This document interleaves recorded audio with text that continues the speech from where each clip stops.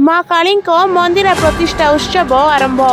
नवरंगपुर जिला रायगढ़ ब्लॉक सदर महकुमा स्थित कोधवटाठारे मां काली मंदिर प्रतिष्ठा उत्सव 28 तारीख आरंभ हो जाइछि।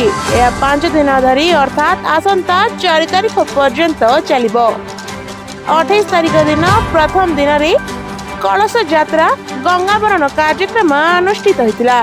बुधवार दिन मंदिर प्रतिष्ठा सह मां काली और शीतला देवी विग्रह स्थापन। 2 तारीख दिन होमयज्ञ सह अष्टप्रहरी नामयज्ञ अनुष्ठित होइछि। मां मंदिर प्रतिष्ठा देखबा पई हजार हजार भक्तों समागम होइछि।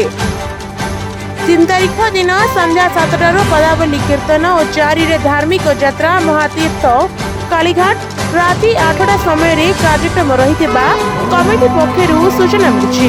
उक्त मंदिर प्रतिष्ठा उत्सव सभापति भाव में अंजन कांतीवाला, संपादक भाव में तपन कुमार गाइन, स्थायी मंदिर कमिटीर सभापति दीपक बारोई, संपादक पूर्णचंद्र विश्वास, उपदेष्टा मंडली सदस्य दशरथ साहा, श्यामल मल्लिक, शिवनाथ बनर्जी, सपन सरकार, सुकुमार हलदार, विश्वनाथ सिंह, नेपाल ने अशोक शिकारी तथा समस्त ग्रामवासी उद्यम मंदिर प्रतिष्ठा कार्य चलछि।